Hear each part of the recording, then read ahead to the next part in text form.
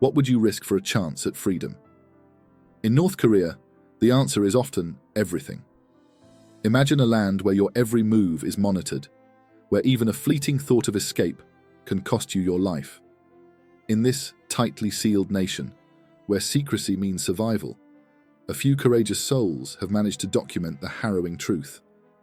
What happens when desperation meets the iron grip of a regime that stops at nothing to maintain control? Today, we bring you rare, haunting footage smuggled out of the world's most secretive country. These videos reveal chilling stories of people gunned down while fleeing, children subjected to brutal labor, and the relentless grip of propaganda shaping an entire society. Once erased from the internet, these images resurface to shine a light on a reality the regime would rather keep hidden. Are you ready to uncover the truth? The rise and fall of Kim Dong-chul, an American businessman in North Korea. Early fascination with the socialist world. Kim Dong-chul's story is one of intrigue, ambition, and eventual downfall. His journey began long before his entanglement with the North Korean government. From a young age, Kim displayed an intense curiosity about the socialist and communist ideologies that shaped some of the most controversial nations in modern history. He devoured books on the subject and sought opportunities to engage with people from these nations. This fascination would lay the foundation for his future choices and actions, leading him into uncharted and dangerous territories. Education and missionary beginnings. Convinced about his path, Kim pursued a PhD degree at Dallas Theological Seminary. He was deeply committed to spreading his beliefs and began his missionary work in 2001, alongside his wife, in the Yanbian Korean Autonomous Prefecture of Jilin Province, China. Yanbian, located near the North Korean border, was a hub for ethnic Koreans, and its proximity to North Korea made it a strategic location for outreach and support activities. However, the journey wasn't easy. His wife, initially reluctant to live in China, eventually joined him, marking a critical phase in their shared mission. It was during this time that Kim discovered a shocking detail about his wife's family. Her uncle was a cousin of Hyun Yong-chol, a powerful North Korean military official who rose to prominence before being purged in 2015. This connection would prove pivotal in Kim's future endeavors. Discontent with Chinese authorities. Kim's missionary work in Yanbian, a Chinese prefecture bordering North Korea, began as a sincere effort to aid Korean communities in the area. However, he soon encountered insurmountable challenges posed by the Chinese authorities.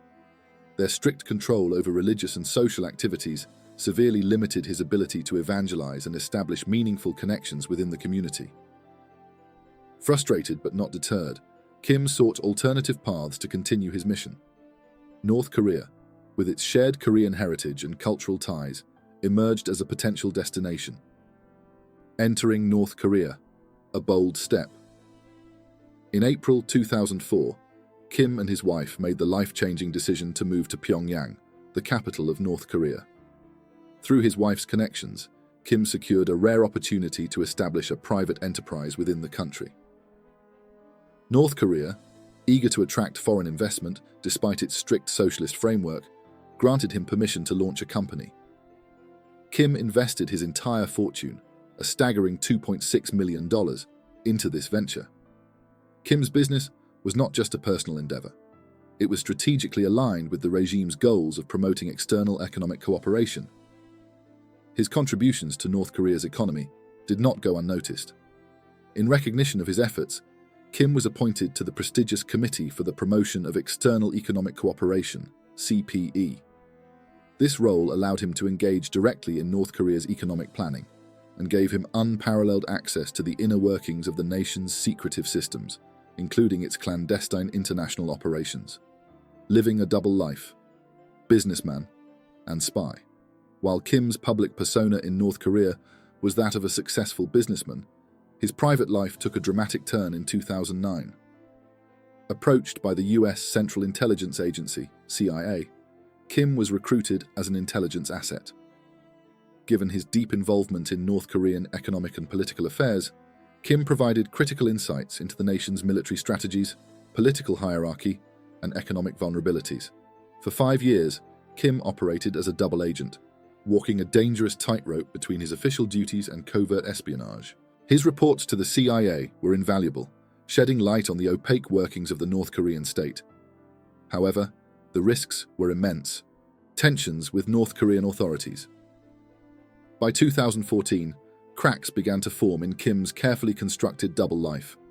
A dispute over his business property brought him into direct conflict with local authorities.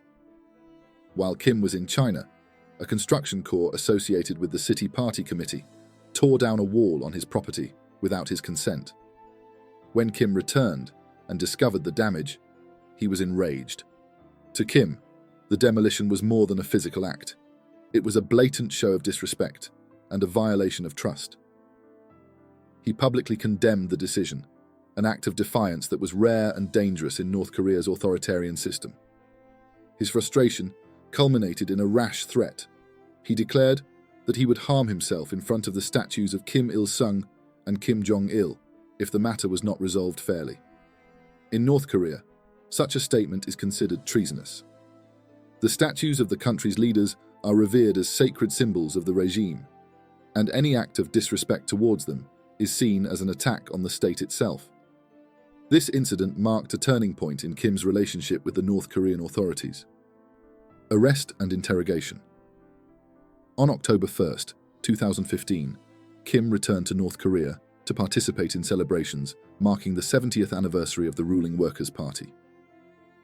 It was a significant event, attended by both domestic elites and international guests. However, what should have been a routine visit turned into a nightmare. Kim was arrested by military officials, who confiscated his belongings, blindfolded him, and transported him to an undisclosed location. The interrogations that followed were brutal. North Korean authorities are infamous for their use of extreme physical and psychological pressure to extract confessions. Kim was subjected to relentless questioning and torture, designed to break him both physically and mentally. Under immense duress, he confessed to his collaboration with South Korean and US intelligence agencies. A tragic attempt to deflect blame. In a desperate attempt to save himself, Kim implicated 6 North Korean officials as co-conspirators. He named individuals who, he claimed, had assisted him in his espionage activities. Tragically, these officials were arrested and subsequently disappeared. In North Korea, such disappearances almost always indicate execution. Kim's confession and the resulting purge highlighted the regime's zero-tolerance policy for perceived disloyalty. The officials he named may have had no connection to his activities, but in the eyes of the regime, Kim's downfall. Kim's arrest and confession marked the end of his double life.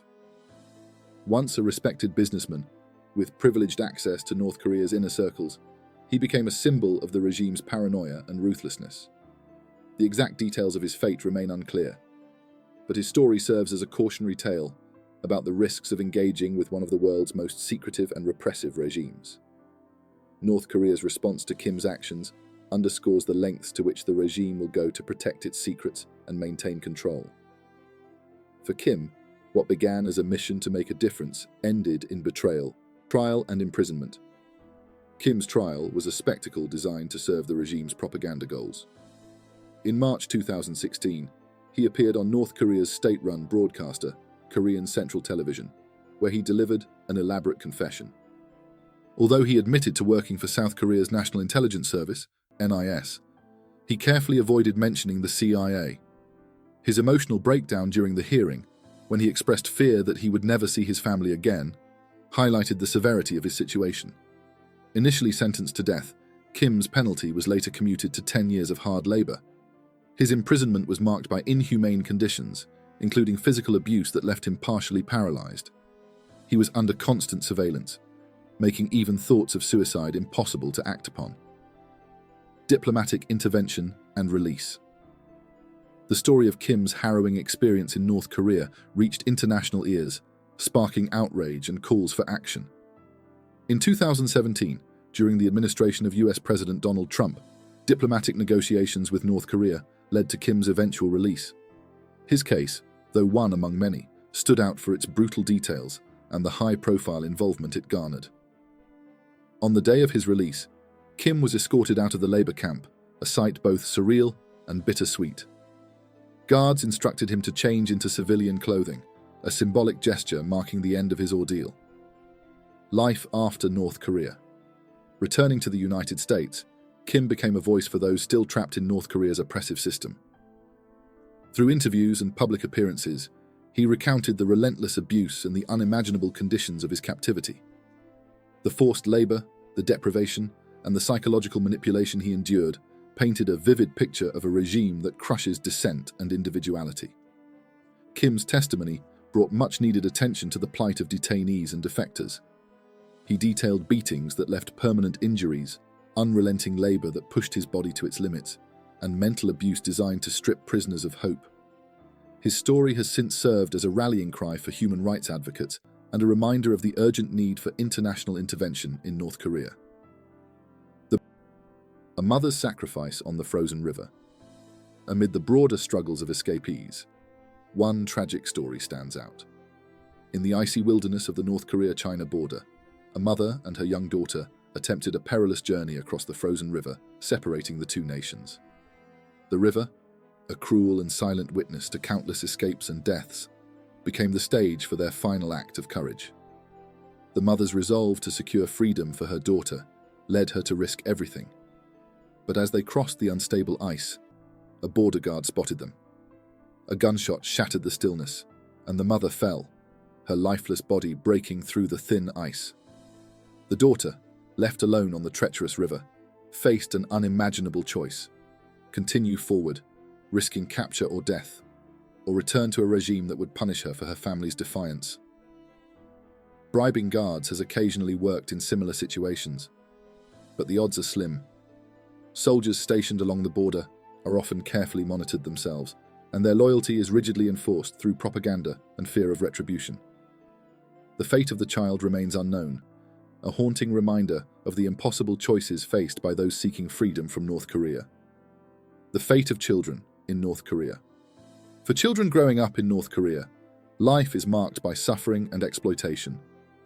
Should the young girl from the frozen river have been caught and sent back, she would likely have faced a grim future of forced labor and ideological indoctrination. The regime sees children as tools to be molded and used, rather than individuals with rights and potential. Footage smuggled out of the country reveals the harsh reality for many North Korean children. As young as 5 years old, they are forced to perform arduous labor in dangerous conditions.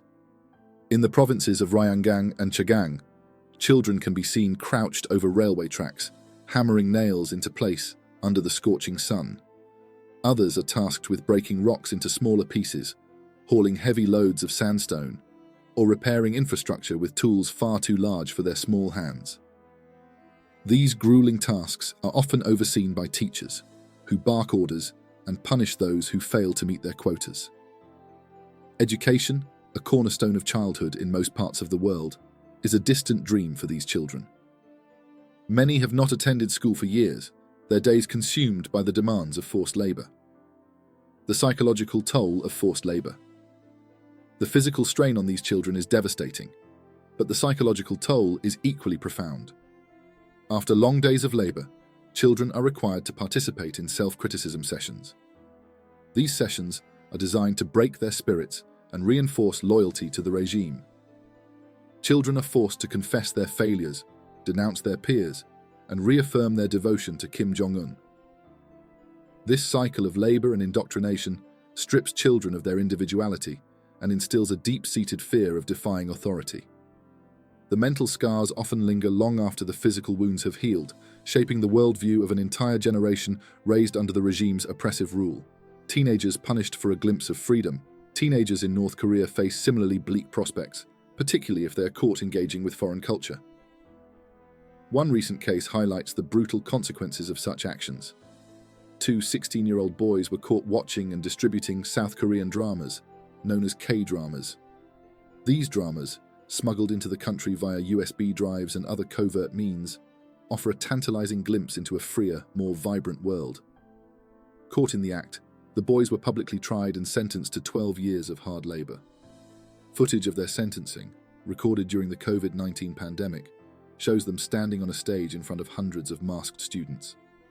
The event was a stark warning to others. about the consequences of cultural seduction by foreign influences. This crackdown on foreign media reflects the regime's paranoia about losing control over its people. South Korean dramas and music are seen as existential threats, capable of undermining the regime's propaganda and exposing its citizens to alternative ways of life. Indoctrination and psychological torment. The abuse faced by North Korean children extends beyond physical labor. After long days of work, they are subjected to ideological indoctrination sessions. These gatherings force children to internalize the regime's propaganda, breaking their spirits and reshaping their thoughts. They endure self-criticism rituals, where they are required to denounce their own perceived shortcomings and reaffirm their loyalty to the supreme leader, Kim Jong-un. This cycle of physical and psychological torment robs children of their childhood and humanity. It ensures their compliance and perpetuates the system of oppression that dominates every facet of North Korean life. Teenagers punished for a glimpse of the outside world. Even older children and teenagers are not spared from the regime's draconian punishments.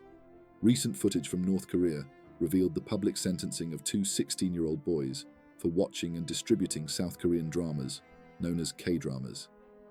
These cultural exports, banned in North Korea, represent a dangerous connection to the outside world. The teens were paraded on stage in front of hundreds of masked students during the COVID-19 pandemic, their crimes read aloud for all to hear. North Korea's state-run media frequently demonizes South Korea as a puppet regime of the United States, and the dissemination of South Korean culture is seen as a grave threat to the regime's control. For their crime, the teenagers were sentenced to 12 years of hard labor, effectively condemning them to a life of misery for a brief glimpse into a freer world. Foreign influence and the crackdown on media. North Korea's tight control over information is one of the hallmarks of its oppressive regime. For decades, the country has operated in near total isolation, carefully regulating what its citizens can see, hear, and read. Foreign media, movies, music, books, and even foreign language broadcasts are banned, labeled as tools of ideological infiltration that threaten the stability of the state. The government's paranoia about foreign influence stems from its fear of losing control over the narrative it has painstakingly constructed. The regime has long portrayed North Korea as a self-sufficient utopia, a bastion of resistance against imperialist forces. Children of escape, a tragic reality. For children born into the harsh realities of North Korea, hope often lies across the border, where freedom promises an escape from the oppressive regime. Yet, the journey to freedom is fraught with peril, especially for the youngest and most vulnerable. Stories of children attempting to flee the Hermit Kingdom are heartbreaking, revealing the immense challenges they face before, during, and even after their escape attempts. One particularly harrowing account involved a mother and her daughter who braved the frozen expanse of the Tumen River in a desperate bid for freedom. The river, which separates North Korea from China, is a perilous escape route, especially in the winter when the ice is unstable. On this tragic night, their journey was cut short by a border guard's bullet.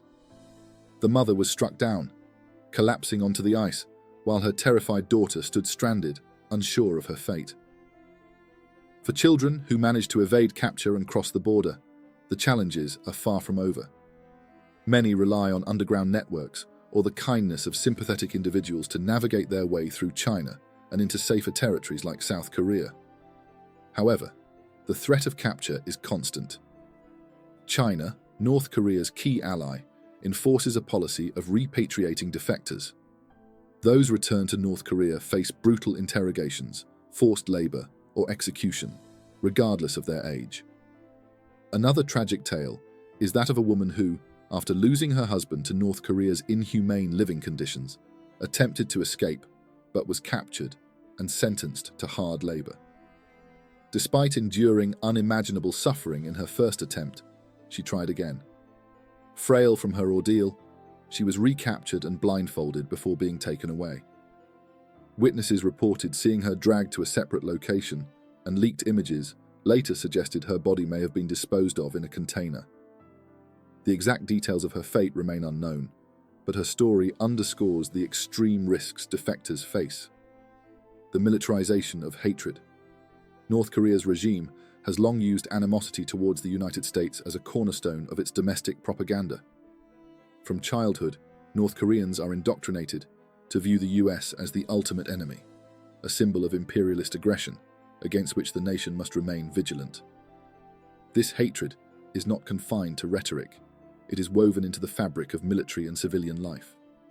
Recently leaked footage provided a chilling glimpse into the extent of this militarization. The video showed North Korean soldiers participating in live fire drills, targeting representations of American soldiers. While the exact location and date of the footage remain unclear, its release coincided with heightened tensions between North and South Korea.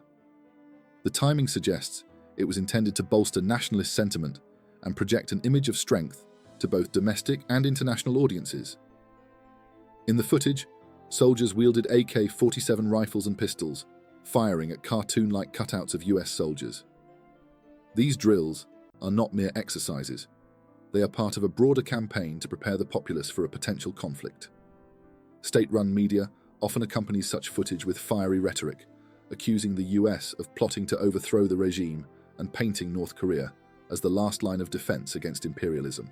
The militarization extends beyond the armed forces, permeating civilian life. Propaganda posters and slogans glorify the military and vilify the US schoolchildren participate in drills and learn songs praising Kim Jong-un while condemning America. This relentless indoctrination ensures that hatred for the US remains deeply ingrained, bolstering the regime's control over its people. The human cost of isolation. North Korea's isolationist policies exact a steep toll on its citizens. The crackdown on foreign media and the militarization of hatred are just two facets of a broader strategy to maintain absolute control over the population. By keeping its people in the dark about the outside world, the regime ensures their dependence on state propaganda. Yet cracks in this isolation are beginning to show. The smuggling of foreign materials, though dangerous, offers a glimmer of hope for those who encounter them. South Korean dramas and Western music, despite the risks, provide a glimpse into a freer world, planting seeds of doubt in the minds of North Koreans about the regime's narrative. The stories of escapees, though tragic, also reveal the resilience and courage of those who dare to defy the system. Their experiences shed light on the realities of life in North Korea and serve as a call to action for the international community. The dilemma of escape, a national paradox. Despite the regime's oppressive nature, North Korea maintains an outward facade of normalcy. Airports, for instance, exist in cities like Pyongyang, yet few residents ever use them for international travel. Ordinary citizens are forbidden from leaving the country, and the airports primarily serve government officials or are used for diplomatic purposes. The existence of such facilities highlights the paradox of North Korea, a nation that isolates its people while projecting an image of global engagement. The role of Pyongyang International Airport, a gateway of paradoxes. Pyongyang Sunan International Airport, North Korea's primary air travel hub, stands as a paradox in a nation where the vast majority of citizens are forbidden from traveling abroad. While most North Koreans will never set foot on its premises, the airport serves several significant purposes for the country. Primarily, the airport functions as a gateway for foreign dignitaries, diplomats, and delegations. It facilitates official visits from other nations, allowing for rare moments of international diplomacy. In these cases, the airport becomes a stage where the North Korean government carefully crafts its image to project an aura of legitimacy and global relevance. For example, when hosting foreign envoys or humanitarian delegations, the airport provides a meticulously curated first impression of the reclusive state. The facility also serves as a conduit for limited international trade.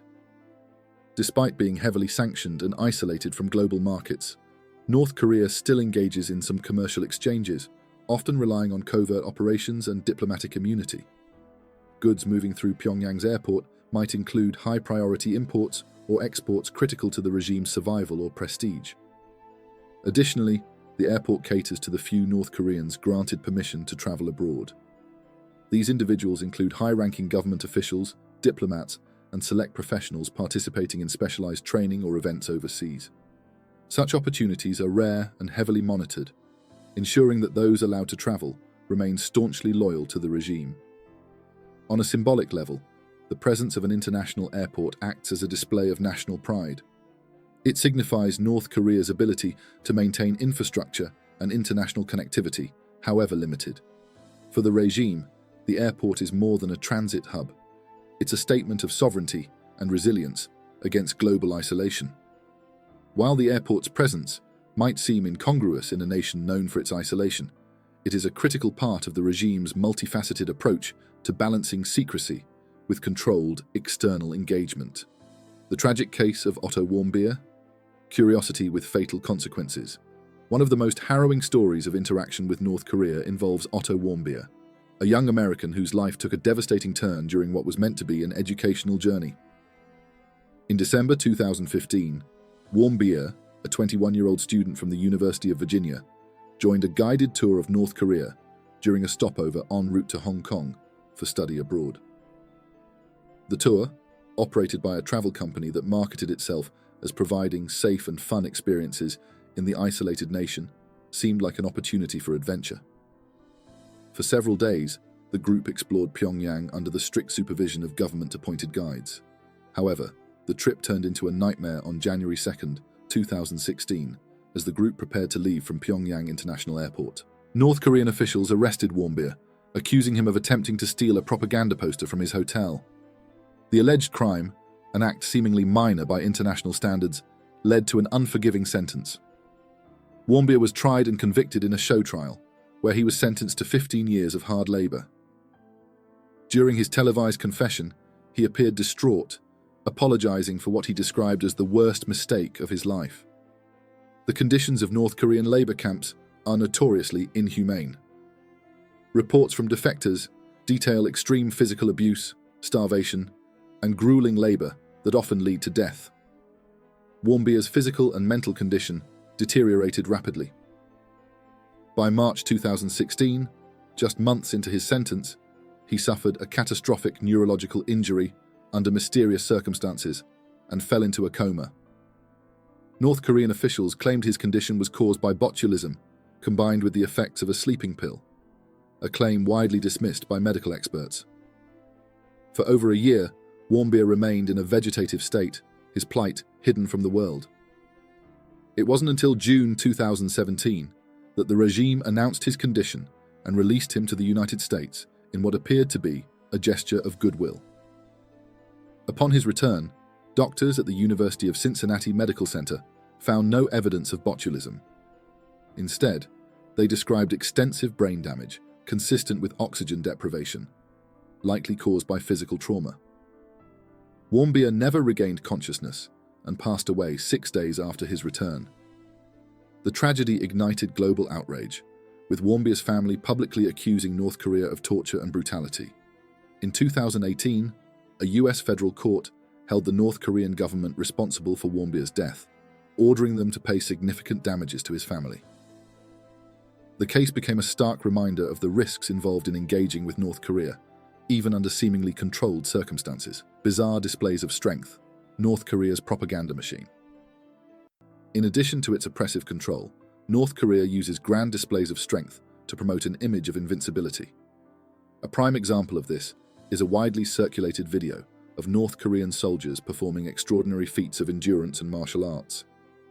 The footage shows soldiers demolishing bricks, cinder blocks, and other inanimate objects with their bare hands.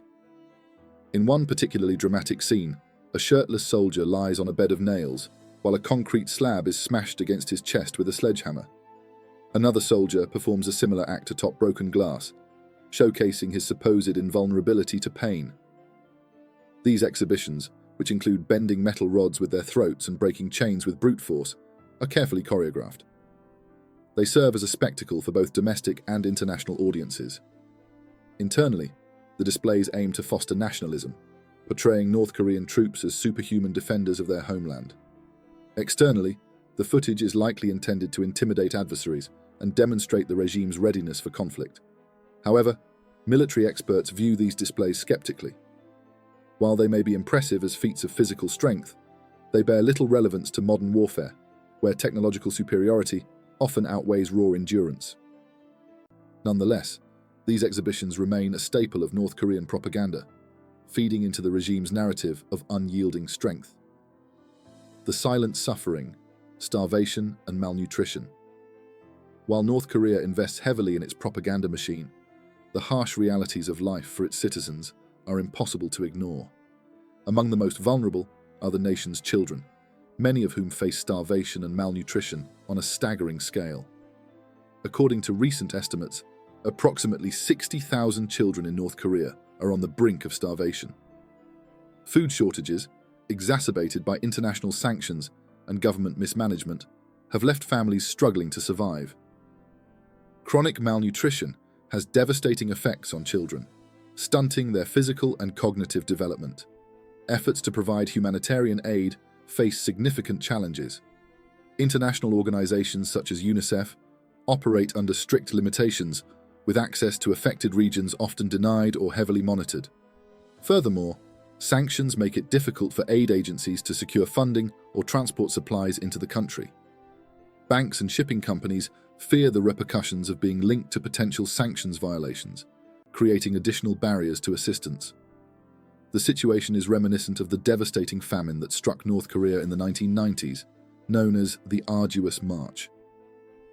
During this period, widespread starvation claimed the lives of an estimated 3 million people. Although the famine officially ended, food insecurity remains a persistent issue, with 2 out of every 5 North Koreans classified as undernourished. For many children, the consequences are fatal. Diseases such as diarrhea, often caused by poor sanitation and malnutrition, are leading causes of death among North Korean youth. Without significant intervention, the cycle of suffering is likely to continue, leaving a generation scarred by hunger and neglect. Conclusion: a nation of contradictions. North Korea remains one of the most secretive and oppressive nations in the world, its contradictions evident in every aspect of its society. From the controlled use of Pyongyang International Airport to the heartbreaking stories of children facing forced labor and starvation, the regime's priorities are clear: maintain power at all costs, regardless of the human toll. For those like Otto Warmbier who dare to engage with the country, the risks are unthinkable. The tales of bizarre military exhibitions and propaganda, though surreal, serve as stark reminders of the regime's attempts to distract from its failures. And behind these displays lies a population that continues to suffer in silence, trapped in a system designed to suppress dissent and stifle hope. Each glimpse into North Korea's hidden world, whether through leaked footage, defector testimonies, or tragic cases like Warmbier's, sheds light on the need for international awareness and advocacy. The stories may be grim, but they are vital in understanding the human cost of tyranny.